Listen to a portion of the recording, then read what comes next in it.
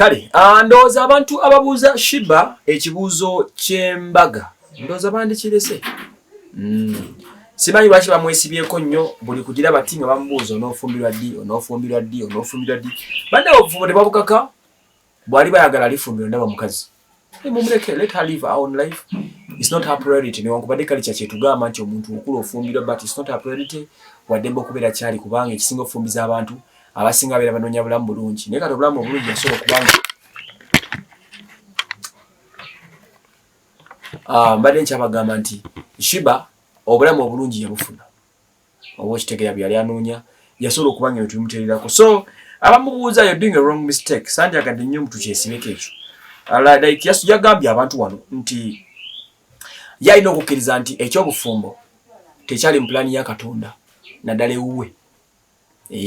Era agamba nti okubeera omufumbo alifumbirwa nga kaseera katuuse. Yalina okukkiriza okumugamba mu mutima gwe nti olw'okuba yakula mukyala munaku, olw'okuba yakula mukyala mpambanyi nga hasolinga, yalina okukkiriza alina belief mu ye. Yegamba nti ye yajja kuyamba baana ab'obuwala. Binono byonna byogedde ageza okubanga atongoza charity group ye, egeza okubanga eyamba abaana ab'obuwala. Era omulaba nti ebintu byonna byakola ali in line n'okugeza okubanga ayamba abaana ab'obuwala. Ekyokubanga ayambye abaana ab'obuwala abayitirivu ennyo, of course kimumala ne batafumbirwa. That's enough for her.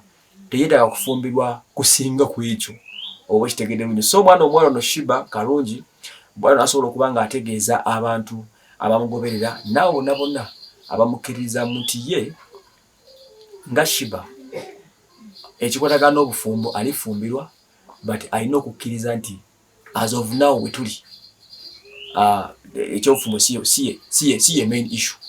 Era n'agamba nti bonna abamubuuza mugira mumutayo, of course, kubanga ye akyagala asooka atereeza abawala b'eggwanga. Bw'ali bamalayo alidda ku birala. Of course she's 30 and above. Tejja gamba mituufu gy'alina kozi ayogera mirala naye emyaka gyagiwezeza gitambudde 40 ogikulokinga very soon. Mu myaka gitali mingi okuva kati ajja kuba temulese waggulu, ajja kuba agenze nayo. Naye ekintu ky'okubeera nti alina omusajja oba afumbirwe tekinawa nnyo kugenda mu mindset ye, abadde akyayiya bulamu we. Omanyi abaana bano kasoyingiramu oba okwagala okubeera celebrity, oba okwagala okubeera hustler, oba okutetenkanya obulamu butambule. In most of the cases ogenda okumaliriza ng'ebintu bino byerabidde abantu bangi bemmanyi eyo ng'obufumbo babuvaako dda. Era bano abayimbi abalabalamu ayagala bikaseera bere ku top, akube district mwala agimaleko, adde ku Uganda Never agimaleko, afokasinge ku East Africa babya na ambitions. Kati agenda bigattamu nga banaafumbirwa either agenda gwa musajja nga tasupportinga music career ye, kubanga bangi betulabe nga music career olugenze mu bufumbo musical career nekendeera olw'ebyo, kubanga obufumbo butwala ekintu kingi.